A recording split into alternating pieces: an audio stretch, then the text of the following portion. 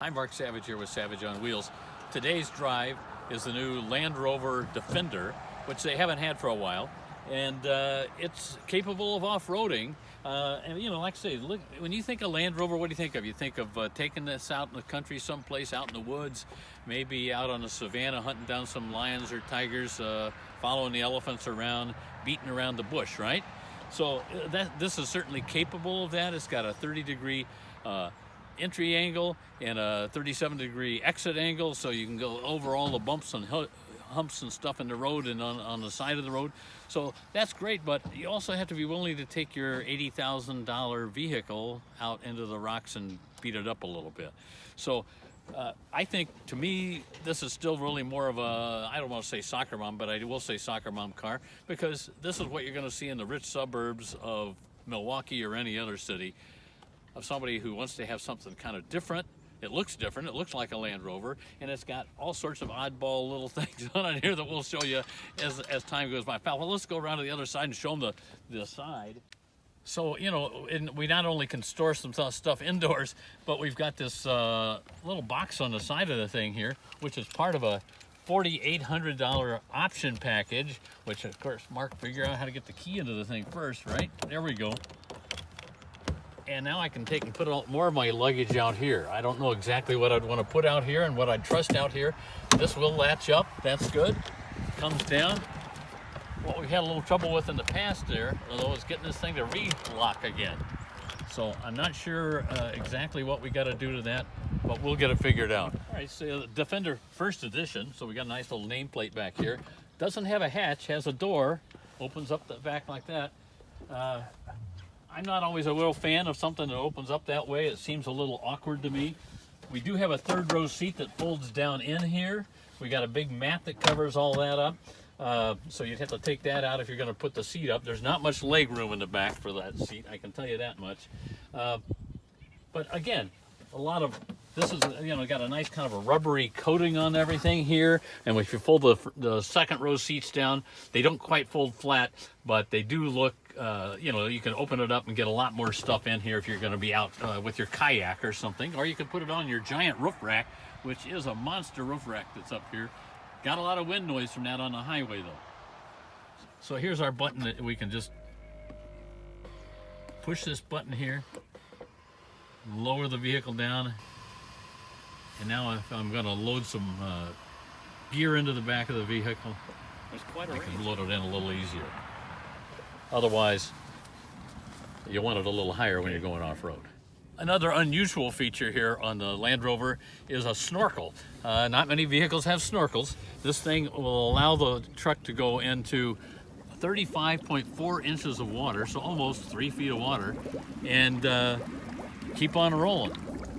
And the cool thing is that there's sensors that tell you if you're getting into too deep water.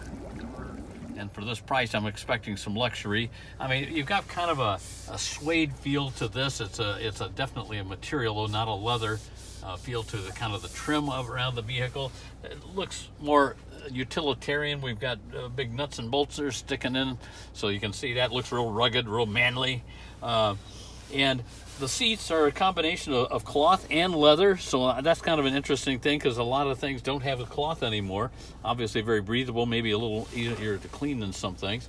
And then I just wanted to show you real quickly, you know, if you're going to go off-road with this thing, obviously you can do that and you can make a lot of choices.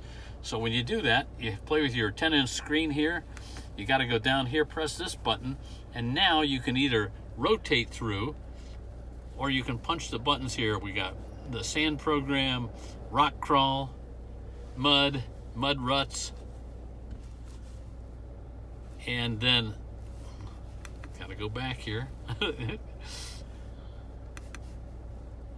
and we can hit auto, and that will get me to doing it. The computer, of course, will tell it everything it needs to know, and it will crawl over rocks or sand or mud or slush or whatever. All right, we're going to get onto the highway here with the Land Rover.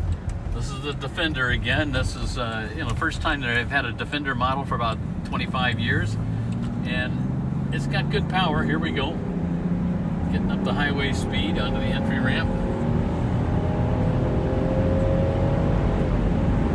And it looks like we're going to get 93 getting on, and it's not too shabby. Feels good, feels light and lively. I mean, easy handling, but this is a super and turbocharged inline 6, which has 395 horsepower, which is why it gets on pretty quickly. The base engine for this is a turbo 2.0 liter 4-cylinder. It's like 295 horsepower, which that's not bad, obviously, but with a 5,700 pound vehicle or so, the extra horsepower is welcome. So we'll give this a good run. Obviously all-wheel drive, and you've got a number of settings that you can put it on. We've been playing around with the big screen here to try and figure out where some of that is located. Nothing is easy electronically in a Land Rover. There's got lots of screens and lots of buttons, and not exactly user-friendly unless you buy it and spend your money and then spend a couple of days studying everything. But we'll give it a good shot. It's something a little different for us here with the Land Rover. The Defender is meant to go off-road, but obviously a fair amount of luxury in it also. So Land Rover Defender, very capable for off-road, but I consider it really a luxury SUV. I mean, it's got the big snorkel, that's cool, but it's for living out here in the suburbs where you got some room to roam. Maybe you'll take it off-road a little bit. Starts at around $68,000 for this particular one, goes up to almost $80,000 as it's equipped. The big deal here is a $4,800 option package that adds that cargo carrier on the top, the roof rack there, the kind of cool emblem on the hood here with the 110 on it, and a few other trim things, plus the storage area that hangs on the side of the vehicle. So I don't know, 80 grand, I don't know if I can quite afford that. I hope you can.